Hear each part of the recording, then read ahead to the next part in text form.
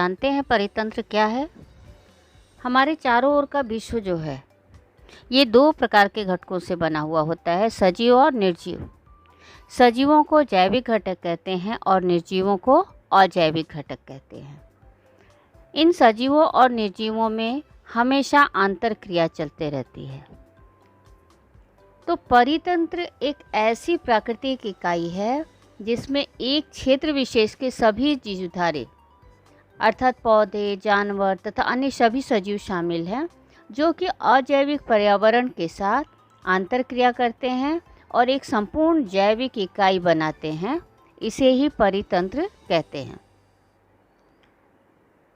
तो परितंत्र प्रकृति की क्रियात्मक इकाई है जिसमें इसके जैविक और अजैविक घटकों के बीच आंतर क्रिया होती है। जैविक तथा अजैविक घटक और उनके बीच होने वाली आंतर क्रिया, इन सब को मिलाकर परितंत्र कहते हैं। परितंत्र दो प्रमुख घटकों से मिलकर बना है। पहला अजैविक घटक अर्थात निर्जीव घटक और दूसरा जैविक घटक अर्थात सजीव घटक। समस्त जंतु और पौधे ये जीवमंडल में जैविक घटक के रूप में पाए जाते हैं। इस जैविक घटक को उत्पादक, उपभोक्ता और अपघटक तीन भागों में बांटा गया है। इसमें हरे पौधों को उत्पादक कहते हैं क्योंकि ये प्रकाश संश्लेषण की क्रिया करते हैं, जिसमें पौधे हवा से कार्बन डाइऑक्साइड, मिट्टी से पानी और खनिज लवण तथा सूर्य प्रकाश की उपस्थिति में भोजन का संश्लेषण करते हैं। जंतु पौधों द्वारा बनाए गए भोजन पर आश्रित रहते हैं।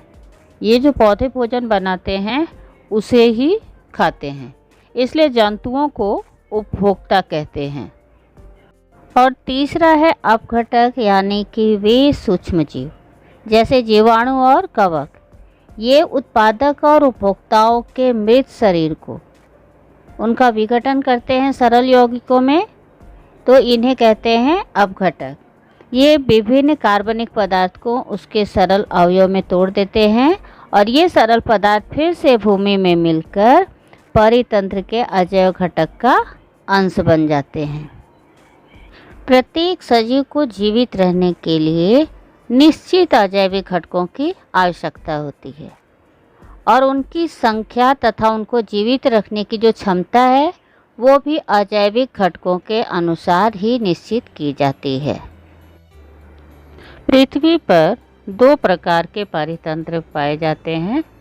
पहला है भू परितंत्र और दूसरा जलीय परितंत्र। भू परितंत्र के अंतर्गत जैसे इसके उदाहरण हैं घास वाले प्रदेश के परितंत्र, सदाहरित जंगल के परितंत्र, उष्ण रेगिस्तान के परितंत्र, बर्फीले प्रदेश के परितंत्र, टैगा परितंत्र, टुंड्रा परितंत्र इत्यादि। इसी प्रकार से जलीय परितंत्र के अंतर्गत मीठे पानी के परितंत्र, सागरीय परितंत्र, खाड़ी परितंत्र इत्यादि ये सभी परितंत्र के प्रकार हैं। तो ये है हमारा परितंत्र। सबको समझ में आ गई होगी।